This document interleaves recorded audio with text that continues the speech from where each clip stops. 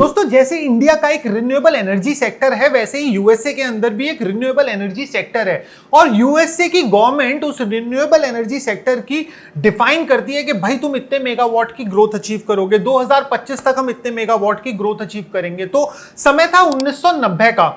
उस समय पे यूएसए का विंड एनर्जी से जो जनरेशन होता था वो होता था अप्रोक्सीमेट 2700 गीगावाट आवर का। और अगर मैं आपको बिल्कुल सही फिगर दूं तो वो होता था 2789 गीगावाट आवर का यूएसए के अंदर विंड एनर्जी से प्रोडक्शन। और 2023 का उनका प्रोजेक्शन था कि हम लोग प्रोड्यूस करेंगे 2,10,000 गीगावाट आवर, जो कि उस समय की कैपेसिटी का 2023 की कैपेसिटी का कुल 12.1% हिस्सा होगा। मगर जब ये 2023 की बात आती है तो यूएसए के अंदर रिन्यूएबल एनर्जी सेक्टर में बहुत सारे हर्डल्स आने लगते हैं।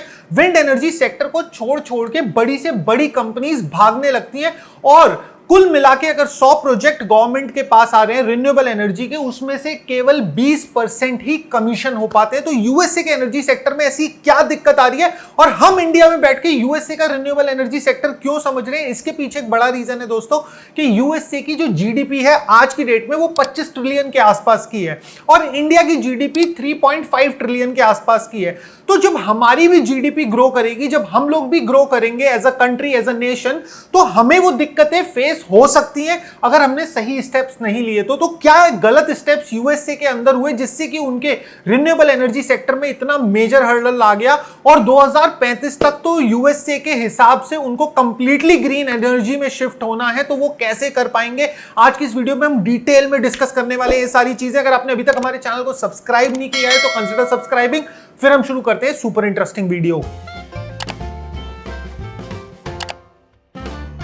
तो दोस्तों 2035 तक यूएसए का गोल है 100% ग्रीन एनर्जी पे शिफ्ट करने का, बट वो ग्रीन एनर्जी का शिफ्ट यूएसए के लिए अभी थोड़ा सा इंपॉसिबल लग रहा है। उसके पीछे रीजन है कि जो विंड एनर्जी कमीशन हुई है, इतनी सारी जगह पे विंड एनर्जी के फार्म लगाए जाने हैं यूएसए में, वो बहुत सारे फार्म्स का काम या तो हो गया है बट वो ग्रिड से कनेक्टेड नहीं है और कुछ का काम अभी चालू भी नहीं हुआ है, कुछ की अभी अप्रूवल्स नहीं हुए हैं। तो ये सारी चीजें अटकी हुई हैं। और इसी के साथ साथ विंड एनर्जी नहीं, कुछ जगह पे सोलर के साथ में भी यही चीज यूएसए में देखने को मिल रही है। मगर इसके पीछे मेजर रीजन क्या है? और इसी के साथ साथ बड़ी बड़ी कंपनीज जैसे कि शेल, बीपी, डेनमार्क की ऑस्टेड, नॉर्वे की इक्विनोर और स्पेन की एब्रोला और इस तरीके की बहुत सारी बड़ी बड़ी कंपनीज क्यों यहां से अपने एनर्जी प्रोजेक्ट्स को छोड़ के या फिर कैंसिल कर करके जा रही है और इसके पीछे मेजर रीजन क्या है? तो दोस्तों यहां पे जो एक मेजर रीजन बताया जा रहा है वो बताया जा रहा है वर्ल्ड की second largest wind turbine maker company का, जो कि सीमेंस है, सीमेंस एनर्जी। तो इस कंपनी ने किया एक मेजर ब्लंडर, एक मेजर डिजास्टर जो कि 17 बिलियन यूएस डॉलर का है।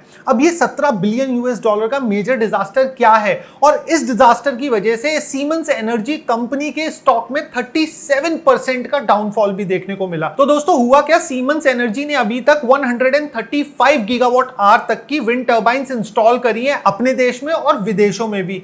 और उसमें से उन्होंने कहा है कि 30% जो हमारा स्टॉक है उसके अंदर बियरिंग्स रिलेटेड और विंड टर्बाइंस के ब्लेड को रिलेटेड एक मेजर फॉल्ट है, जिसकी वजह से उन विंड टर्बाइंस को एक मेजर रिपेयरिंग और ओवरहॉल की जरूरत पड़ेगी। मगर यहां पे केस इतना सिंपल नहीं है, क्योंकि इनमें से कुछ विंड टर्बाइंस ऑफशोर है, समुद्र के अंदर है, तो वहां पे उनकी रिप्लेसमेंट कॉस्ट और उनका रिपेयरिंग का खर्चा बहुत ज्यादा हाई हो जाता है। और यही शेल जो कंपनी है, उन्होंने एक मेजर विंड टर्बाइन की डील कैंसिल कर दी और उसके बाद में उनके सीईओ, जिनका नाम है वेल शैवन, उन्होंने बोला कि यार अगर कोई ऐसी डील हम स्ट्राइक ना कर पाए जिसमें हमारे को 6 से 8% का भी रिटर्न मिल सके, तो ऐसी डील या फिर ऐसे एनर्जी सेक्टर में पैसा डालने का कोई फायदा नहीं है। तो इसके पीछे का कारण समझने के लिए दोस्तों आप अपने आप को एज अ बिजनेसमैन समझिए, जिसको गवर्नमेंट ने करा है एक लैंड अलॉट और गवर्नमेंट को वो लैंड के लिए आपने बहुत सारे पैसे दिए हैं। तो वो लैंड जब आपको मिल गया, बेशक से वो समुद्र में हो सकता है या फिर जमीन पे हो सकता है, तो वो लैंड आपको मिल गया,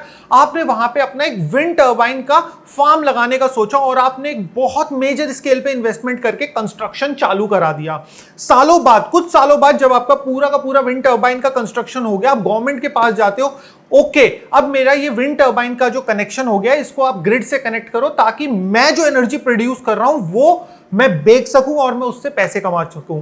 अब यहां पे क्या होता है दोस्तों, जो पावर डिस्ट्रीब्यूशन कंपनीज होती हैं जिसको हम इंडिया में डिस्कॉम्स बोलते हैं, उनका भी इंफ्रा लिमिटेड होता है और उनकी भी कैपेसिटी लिमिटेड होती है। फॉर एग्जांपल उनका नियरेस्ट ग्रिड जहां पे आपने अपना विंड टर्बाइन का प्लांट लगाया वो हो सकता है उतनी कैपेसिटी ना सपोर्ट कर सकता हो, या फिर आपके विंड टर्बाइन से उस ग्रिड तक का पावर कनेक्शन ही ना हो, वायरिंग ही ना हो।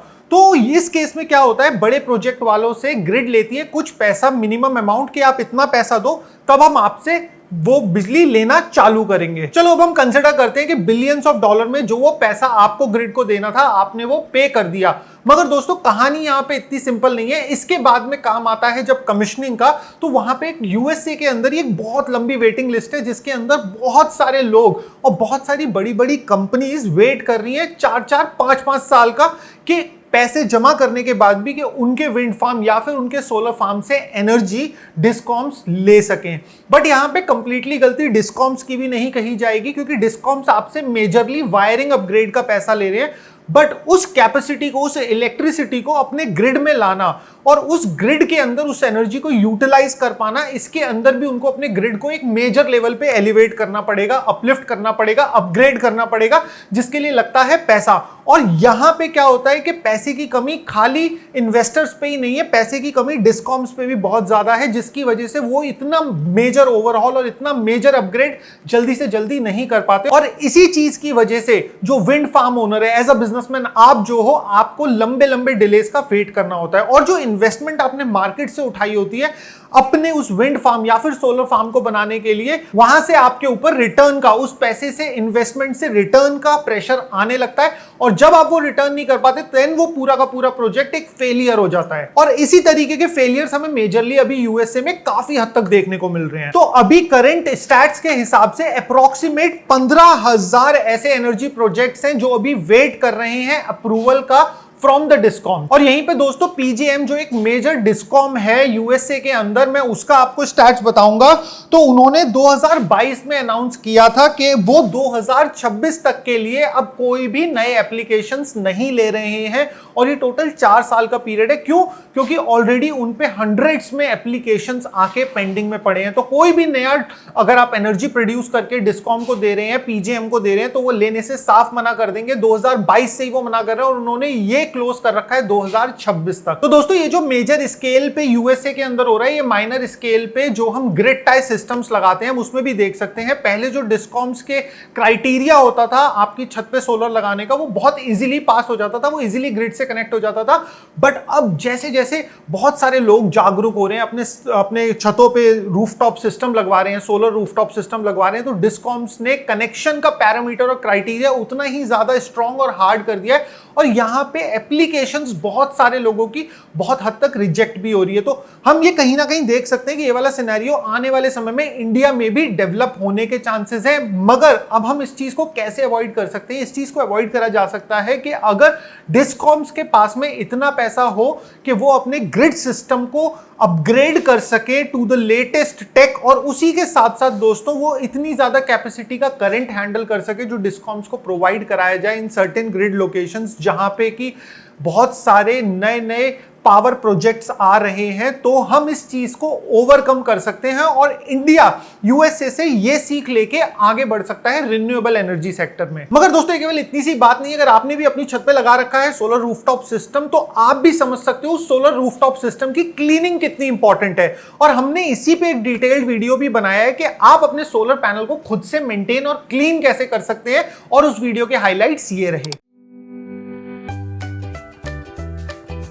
हो ये इस पे बहुत सारी डस्ट है, देख रहे हो आप, ये बहुत सारी डस्ट है।